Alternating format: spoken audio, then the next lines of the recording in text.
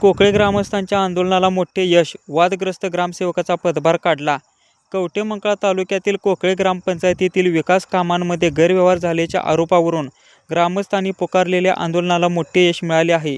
ग्रामसेवक बजरंग बुरुटे यांचा ग्रामपंचायतीचा पदभार प्रशासनाने काढून घेतला असून त्यांच्या कार्यकाळातील कामांची विभागीय चौकशी सुरू करण्यात आली आहे. ग्रामस्थांनी 14 ऑगस्टपासून तहसील कार्यालयासमोर आमरण उपोषणाचा इशारा दिला होता.